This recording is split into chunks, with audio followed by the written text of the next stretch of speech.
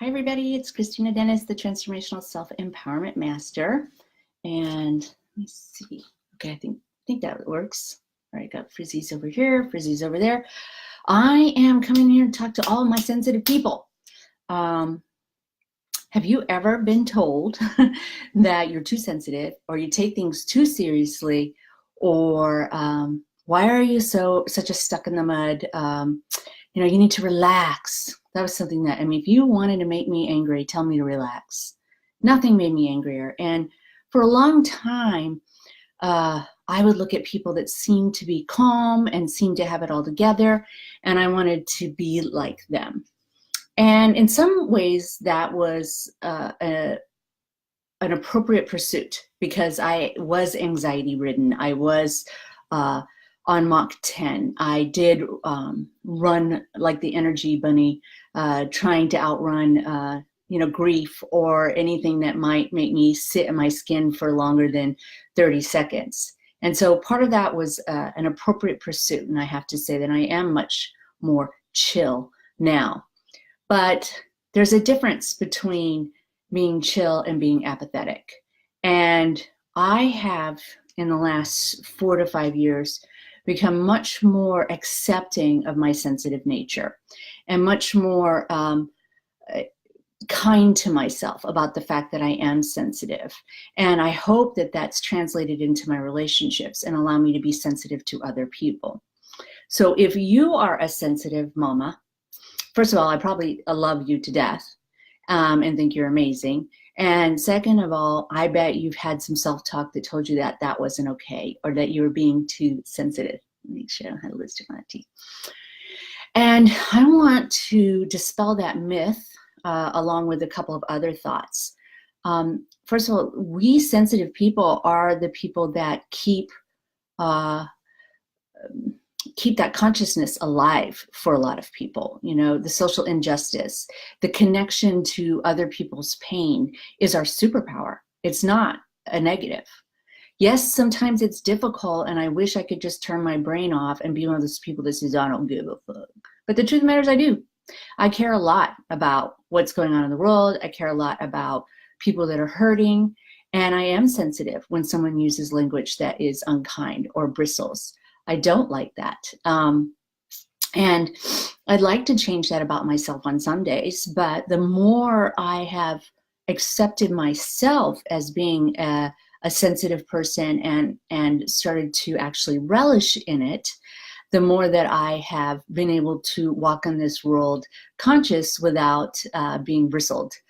Marianne Williamson tells a story in some of her interviews. So she was promoting a book about I don't know what the correct term is, but it's monkeys. And they had studied them in Africa. And there happened to be this group of monkeys that were hysterical.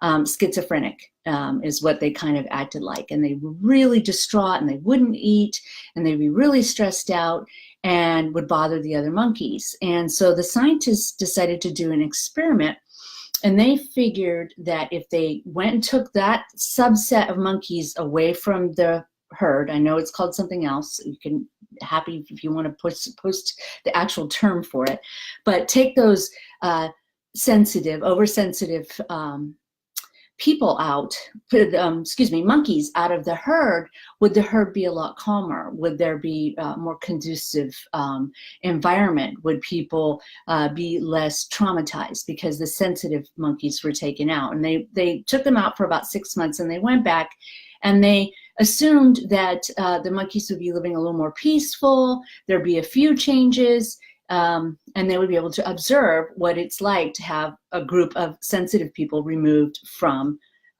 sensitive monkeys removed from the herd. What they found was not that things had changed, that there was no herd. They were all dead. So we sensitive people that speak up, we sensitive people that speak our truth, we are the canaries. We are the people that keep the world moving toward betterment. And it is, I think, our superpower. And you have to do the internal work in order to be able to walk through this world, in order to exercise that muscle of acceptability, of belonging, of comfortability about who you are, which is what I'm always talking about when I'm talking about the transformational self-empowerment work. We have to be at that place, but it is so different than I don't give an F. You know, it is so different than I am, you know, do things for myself and I don't care about anybody else. Because true progress is, progress is joy, and just meeting goals doesn't necessarily give you purpose. And so if you are at all doubting the fact that you're sensitive, and I'm not talking about the sensitivity that makes you react or hurt yourself or, you know, destroy relationships. That's a totally different thing that I'm discussing. I'm talking about just happening to be somebody who is sensitive. You emote well. You have sadness well. You have the courage to feel your feelings. Think of it as your superpower, because it really, really is. And think about that group of monkeys that ended up dying because there weren't any sensitive monkeys to warn them about things that were happening, to keep the world, to keep everybody alert, like this is not okay and we need to figure out something. And I heard something that I thought was brilliant, and it has to do with depression and sadness. And I think the villainizing of sad feelings or grief or having emotions or sensitivity that has happened in the last, I don't know, 20 years. It seems like it's not okay to have grief. And there's a certain time limit for everybody. And of course, we don't want to be victims. We do need to experience our grief. And grief is not a sickness. It is a reaction to something that's happened in life. And those are the people I love working with, who are going to take those grieving moments and transform their lives and go out and have purpose and help other people.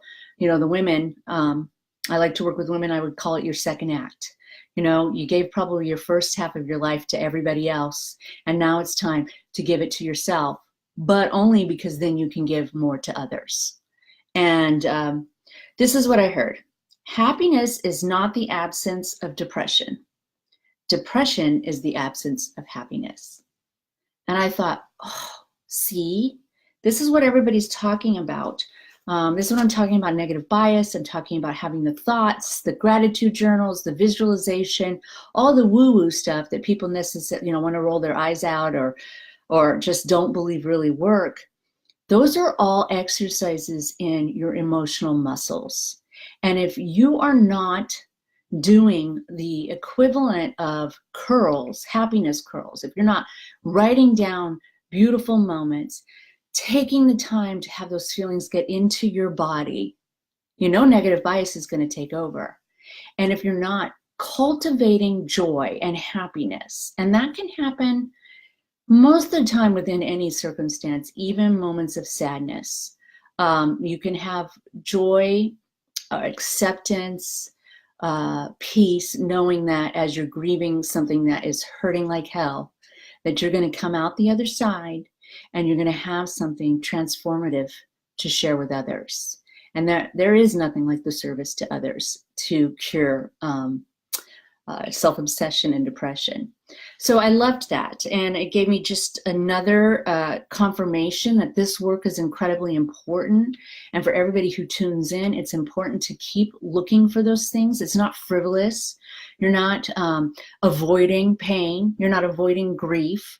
You are cultivating and exercising your joy muscles so that you have that readily available. And to all my sensitive sisters out there, keep going, because we need you. And don't think that something is wrong with you. It is our superpower. All right. Love you all. And I'll talk to you soon. Bye.